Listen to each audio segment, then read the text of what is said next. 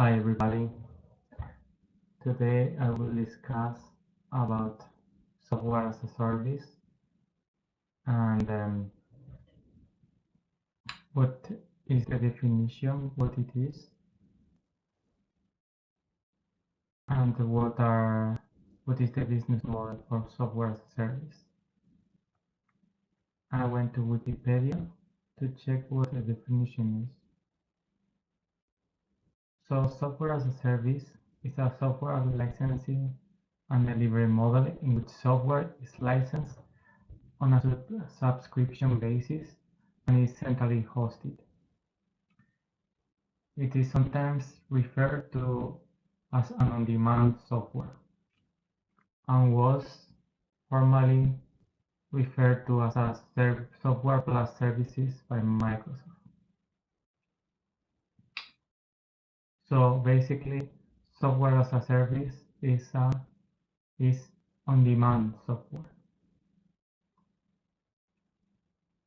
So you pay while you are using it.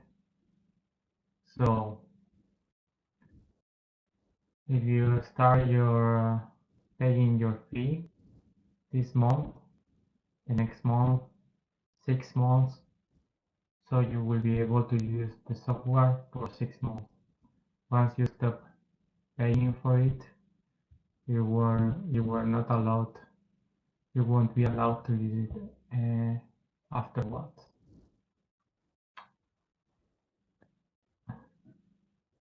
I'm going to check the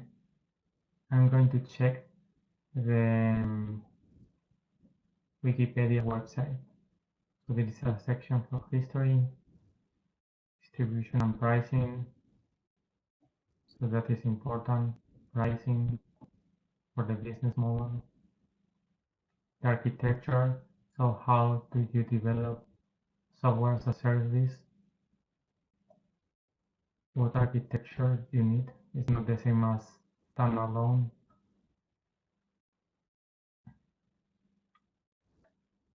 Characteristics or configuration.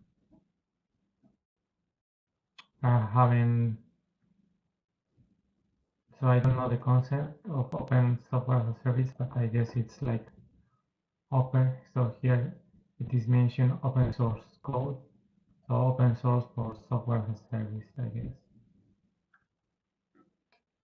So the drivers, market drivers, challenges, applications. So I'm going to write software as a service in Google. And I'm going to go to images. Let's see what we find. I like Google Images because you get diagrams and normally visually it's easier to grasp the idea. So let's pick the first image.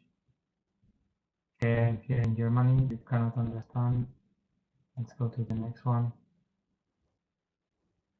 Infrastructure as a service. So it's more than software, it's the infrastructure. So to run software as a service, it seems that it runs on the cloud.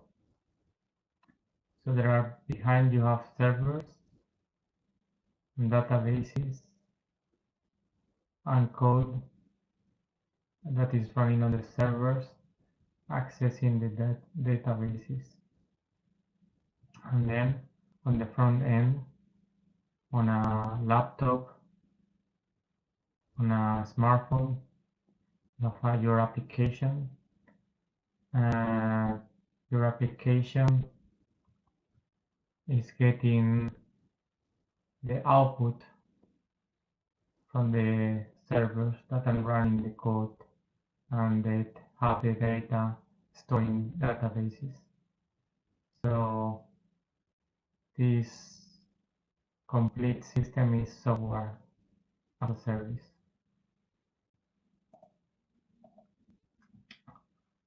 Okay, in here it seems that they make a distinction between platform as a service and software as a service. So what is the difference?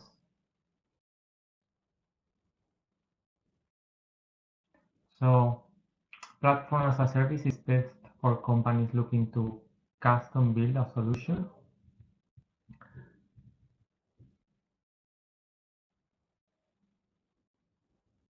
Software as a service is best for companies looking for an out-of-the-box, easy of use. So the first one is tailor-made for your company, for your organization, that is platform as a service.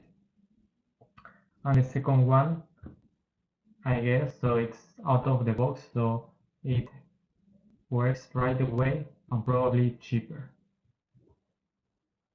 but you don't have custom functions.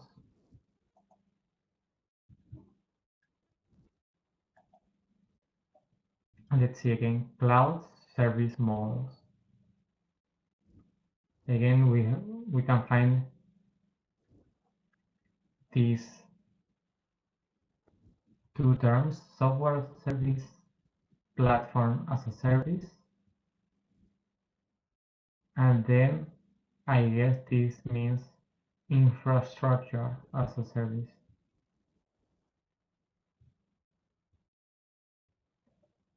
And then, so in the pyramid, it seems that software as a service, it's connected to the end users, platform as a service for the application developers, and infrastructure as a service for the infrastructure and networks architects. Package software, operating system, application stack, servers, storage network. Operating system, application stack, server storage network. Server storage network.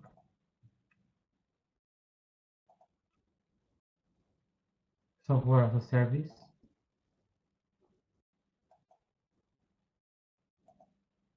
Mhm.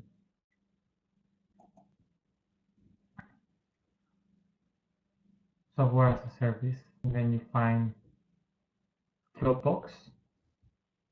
So Dropbox,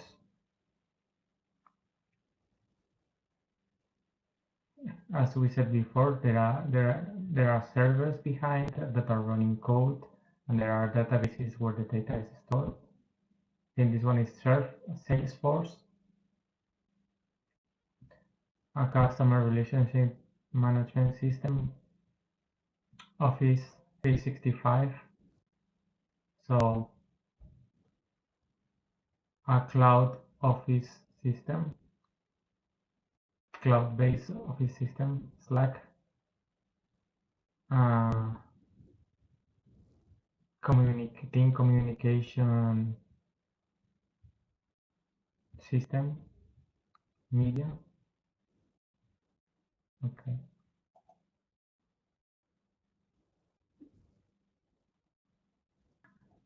I'm interested in this one. So mm, we are interested in the business model. So what is new in the business model compared to the traditional software? So we have on the one side traditional software as a service, the new business model, traditional software, the traditional business model. So on the first one, you pay a subscription. Users subscribe to the software without paying any money upfront. So there is no initial investment, but every certain period, it could be a month, every 3 months, every half a year, every year, you pay a fee regularly. If you stop paying it, you don't have access to the software. On the other hand, you have a one-time fee in the traditional software. So the users purchase the software upfront and install it on their own computers. So there is a big initial investment, and afterwards you don't pay anymore. It seems that on the short term, it's better software as a service. On the long term, it seems that traditional software is better on the customer perspective, and on the company perspective is the other way around. However, software as a service is different in the way that the system is being updated by the company. So the user will get new improvement, new features, new functionality, while once it is up and ready. On the other hand, on traditional software, you normally pay for a version, you stick to it, and those features don't get updated. If you want a new version with new features, you have to pay again to purchase for the new version, and pay another big amount of money again. So on the software service business model, you can run that software in different devices. It's not bounded to one device. You have that freedom, that flexibility.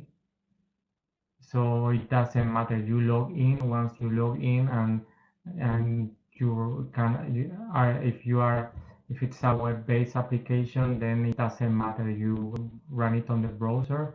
Otherwise, maybe you have to download the client, and then the client is connected to the cloud.